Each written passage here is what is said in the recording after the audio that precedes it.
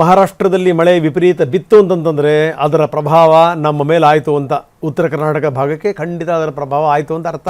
ಪಶ್ಚಿಮ ಘಟ್ಟ, ಬೆಳಗಾವಿ, ಅಲ್ಲೆಲ್ಲ ಕಡೆಗೆ ಅಲ್ಲಿಂದ ನದಿ ನೀರು ಬರುತ್ತೆ, ಡ್ಯಾಮ್ಗಳನ್ನು ಓಪನ್ ಮಾಡ್ತಾರೆ, ಇಲ್ಲಿ ಹಲವಾರು ಹಳ್ಳಿಗಳು ಮುಳುಗ್ತವೆ. ಇನ್ನು ಈ ಕಡೆಗೂ ಮಳೆ ಸೇರಿಬಿಟ್ರೆ ಪಶ್ಚಿಮ ಘಟ್ಟ ಮತ್ತು ಬೆಳಗಾವಿ ವಿಪರೀತ ಮಳೆ, ಘಟಪ್ರಭೆ ತುಂಬಿ ಹರಿತಾ ಇದ್ದಾಳೆ. ಅವಳನ್ನು ನೋಡೋದೇ ಒಂದು ಅದ್ಭುತ.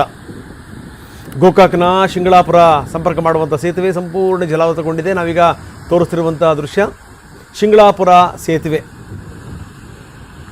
ಮಲಪ್ರಭೆ, ಘಟಪ್ರಭೆ ಯಾವ ರೀತಿ ಉಕ್ಕಿ ಹರಿತಾ ಇದ್ದಾಳೆ ಅಂತ, ಅದಕ್ಕೆ ಅಡ್ಡಲಾಗಿ ಕಟ್ಟಿರುವಂಥ ಬ್ರಿಡ್ಜ್ ಕಮ್ ಬ್ಯಾರೇಜ್ ಸಂಪೂರ್ಣ ಮುಳುಗಡೆಯಾಗಿದೆ.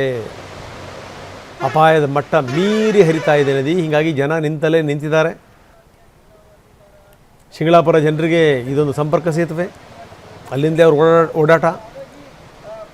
ಗೋಕಾಕ್ ನಗರಕ್ಕೆ ಹೋಗಬೇಕು ಅಂದರೆ ಪ್ರಮುಖವಾದಂಥ ಮಾರ್ಗ ಇದನ್ನೇ ಈಗ ಪರ್ಯಾಯ ಮಾರ್ಗವನ್ನು ಹುಡುಕ್ತಾ ಇದ್ದಾರೆ ಅಂಥ ಸ್ಥಿತಿ.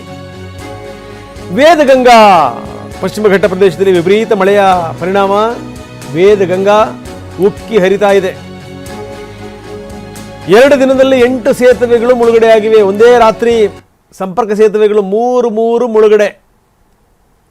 ಅಕ್ಕೋಳ, ಸಿದ್ನಾಳ, ಛತ್ರಾಟ, ಭೀಮ್ಶಿ ಸಂಪರ್ಕ ಸೇತುವೆಗಳು, ವೇದಗಂಗಾ ನದಿಗೆ ಅಡ್ಡಲಾಗಿ ಕಟ್ಟಿರುವಂಥ ಸೇತುವೆಗಳು.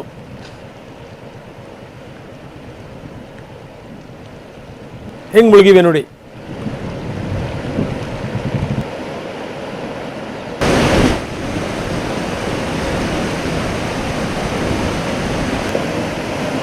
ಮೂರು ಸೇತುವೆಗಳು, ಅಕ್ಕೋಳ, ಸಿದ್ನಾಳ, ಜತ್ರಾಟ, ಭೀಮ್ಶಿ, ಮಾಂಜುರಿ, ಚೌನ ಸೌಂದತ್ತಿ, ಈ ಕೆಳಹಂತದ ಸೇತುವೆಗಳು ಇವೆಲ್ಲವೂ ಕೂಡ ಜಲಾವೃತಗೊಂಡಿವೆ.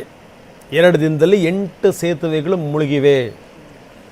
ಈ ರೀತಿ ಅಂದರೆ ನದಿಯ ನೀರು ಉಕ್ಕಿಬಿಟ್ರೆ ಯಾವ ರೀತಿ ಅವಾಂತರಗಳಾಗುತ್ತೆ ಅನ್ನೋಕ್ಕೆ ಒಂದು ಬೆಸ್ಟ್ ಎಕ್ಸಾಂಪಲ್. ಜೊತೆಗೇನು ಅಂತಂದರೆ ನೀರಿಲ್ಲದೆ ಬದುಕಿದೆಯಾ ನಮ್ಮದು? ನೀರಿಲ್ಲದೆ ಬದುಕಿಲ್ಲ, ಜೀವನ ಇಲ್ಲವೇ ಇಲ್ಲ. ಅದಕ್ಕೆ ಅದನ್ನು ಜೀವನದಿಗಳು ಅಂತ ಕರಿತೀವಿ ನಾವು ಇವುಗಳನ್ನು.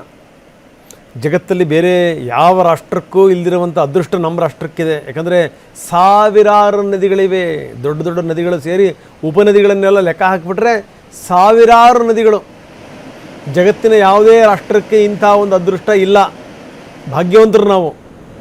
ನಮ್ಮ ಕರ್ಮ ಏನಪ್ಪ ಅಂತಂದರೆ ನಾವು ಅದನ್ನು ಸರಿಯಾಗಿ ಬಳಸ್ಕೊತಾ ಇಲ್ಲ. ವಿಪರೀತ ನೀರನ್ನು ನಾವು ಸಮುದ್ರಕ್ಕೆ ಬಿಡ್ತೀವಿ. ಈಗಲೂ ಕೂಡ ಸರಿಯಾದಂಥ ವ್ಯವಸ್ಥೆ ಇಲ್ಲ. ಮಹಾರಾಷ್ಟ್ರದಿಂದ